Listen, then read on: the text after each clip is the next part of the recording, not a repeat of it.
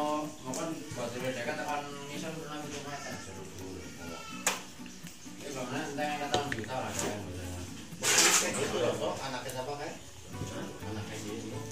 Oke, selamat pagi kawan. Tuh, ada yang mau lihat nggak nih proses pengurusan jenitri nih? Ini jenitrinya lagi kita urus, lagi kita siapkan sebelum mesin penggilingan tuh. Jadi jenitri yang sudah matang, yang sudah kita panen, cirinya yang sudah tua begini nih, warnanya biru tua.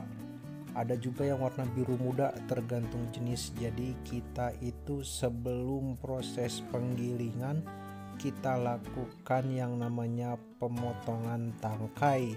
Jadi tangkainya itu dipisahkan dengan buahnya. Karena apa? Karena si tangkainya ini kalau tidak dipotong, tidak dipisahkan dari buahnya, dia bakal merusak penggilingan. Tuh, lihat, cukup kelihatannya sih kayak mudah tapi keras ini.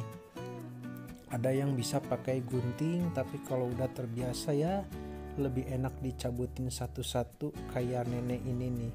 Nenek ini berusia 75 tahun lebih.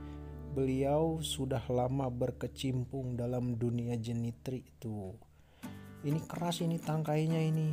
Tuh, lebih enak sih pakai gunting kalau menurut saya, cuman nenek ini mungkin lebih nyaman, lebih cepat, langsung dipletek, dipotes gini tuh. Saya nyoba juga keras nih. Aduh, lumayan cukup menguras ketelatenan guys. Untuk harga jenitrinya juga ini tergantung jenis, tergantung model, tergantung ukuran ya brother. Sering saya katakan kalau jenitri itu harganya tergantung jenis dan ukuran. Karena apa? Jenitri itu makin kecil makin mahal. Oleh karena itu kita lakukan proses penyortiran seperti ini.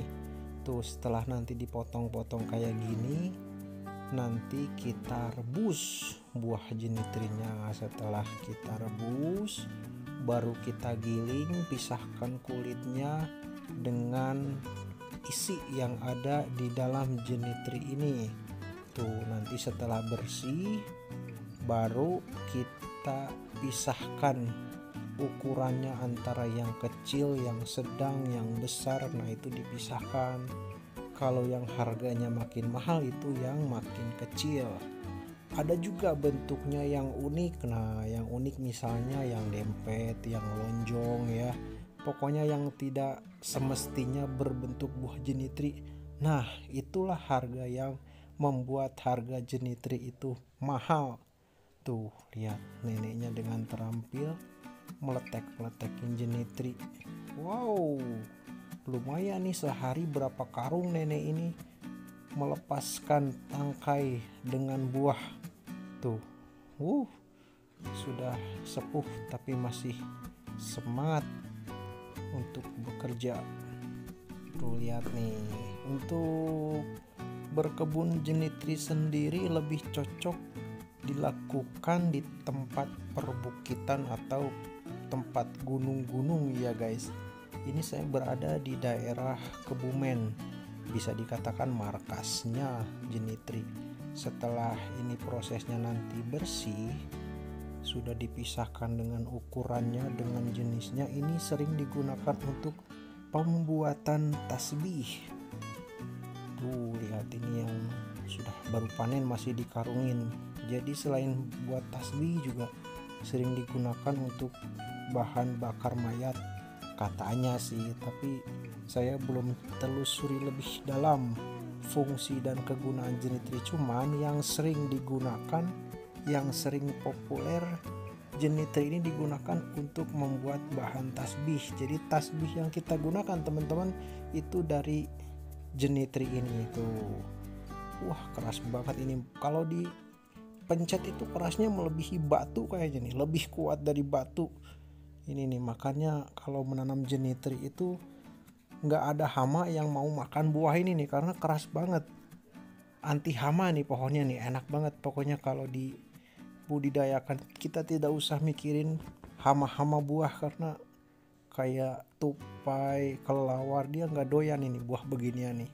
Keras nih, bisa ompong nanti giginya si kelelawar tuh. Untuk proses penjualannya juga kami tidak merasakan kesulitan ya, karena tiap panen raya seperti ini kita tidak menjual kepada penjual, tapi justru penjualnya dan pemborong yang datang kepada kami untuk mencari jenitri ini. Karena di sini tiap kampung itu mempunyai kebun jenitri, bahkan tiap halaman rumahnya pasti ditanami jenitri guys. Jadi tidak sulit untuk proses penjualannya tuh. Oke, mari tanam jenitri brother, mantap.